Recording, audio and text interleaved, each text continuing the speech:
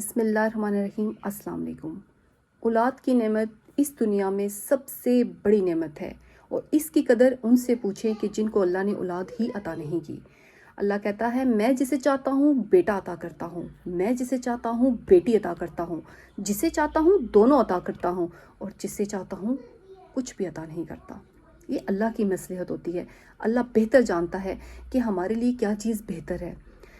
اب جن کے ہاں زیادہ بیٹیاں ہوتی ہیں ان کو خواہش ہوتی ہے کہ بیٹے کی، اور وہ اللہ کے ہاں دعا بھی کرتے ہیں کہ یا اللہ ہمیں بیٹا عطا فرما۔ اولاد نرینہ کا حصول ہر ایک کی خواہش ضرور ہوتی ہے، کیونکہ ہمارے ہاں ایسا کلچر ہے، ایسا ماحول ہے کہ ہم بیٹے کو ہی اپنا وارث سمجھتے ہیں، اور بیٹے سے ہی آگے ہماری نسل چلتی ہے۔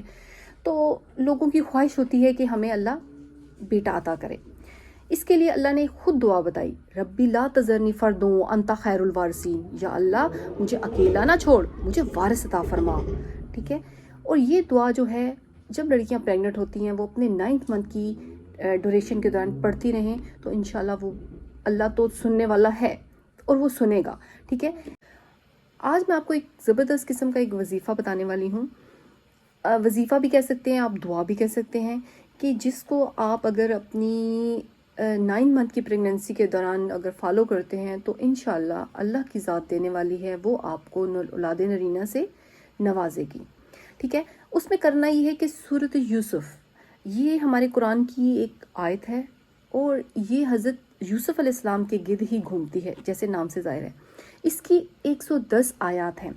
آپ نے یہ کرنا ہے کہ جب آپ کو پتہ چل جائے کہ آپ پریگننٹ ہیں، آپ اس سے بھی اگر پہلے کر کے رکھ لیں، کہ جیسے خواہش ہوتی ہے کہ اگر آپ کی بیٹیاں ہی ہیں تو آپ نے اب نیکسٹ بیٹا ہی اللہ سے دعا کر کے لینا ہے، تو آپ یہ کریں کہ جب آپ پاک صاف ہوں، کیونکہ اس کو لکھنے میں تھوڑا سا ٹائم لگے گا، جب بھی آپ پاک صاف ہوں تھوڑا تھوڑا کر کے آپ ایک بڑا پیج لے لیں، چھوٹے سے چھوٹے حروف میں آپ نے سورۃ یوسف پوری ہاتھ سے لکھنی ہے۔ یہ یاد رکھیے، خود لکھ لیں تو بیسٹ، نہیں تو کسی مولوی کو ہائر کر لیں، کسی ایسے نیک بندے کو کر لیں کہ جو آپ کو پتہ ہے کہ وہ پاک صاف ہی رہتا ہے، باوضو ہی رہتا ہے، اس سے بولیں کہ وہ آپ کو آپ کے بہیو پہ خوبصورت سی صاف ستھری، کوئی زیر زبر اس کا مٹا ہوا نہ ہو، وہ سورۃ یوسف ہاتھ سے لکھے۔ ہاتھ سے لکھ کے باقاعدہ پوری سورۃ یوسف جب آپ کی لکھی جائے گی، 2 سے 3 دفعہ آپ کے لگ جائیں گے، آپ کی سورۃ یوسف لکھی جائے گی، آپ نے اس کو پیارے طریقے سے فولڈ کر کے اس کے اوپر ایک چمڑے کا تویز بنوا کے ہاتھ سے لکھ کے آپ نے اس کو چمڑے میں لپیٹ کے آپ نے اس طرح کی ایک تویز کی شکل دے دینی ہے۔ کیونکہ سورۃ یوسف تھوڑی سی لمبی ہوتی ہے تو یہ تویز تھوڑا سا بڑا بنے گا۔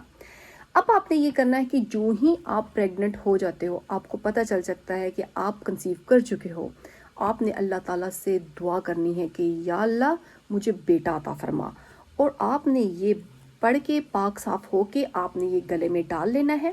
اس کا یہ میں نے اس لیے ڈوری بڑی رکھی ہے کہ بعض لوگ یہاں سے ڈوری نظر آتی ہوئی بری لگتی ہے۔ ٹھیک ہے، بعض ڈریس ایسے ہوتے ہیں، کیونکہ یہ پھر 9 مہینے آپ نے اتارنا نہیں ہے، یہ اسی وقت اتارنا ہے کہ جب آپ کو لیبر پین سٹارٹس ہوتی ہیں، آپ نے یہ اتار کے رکھ دینا ہے۔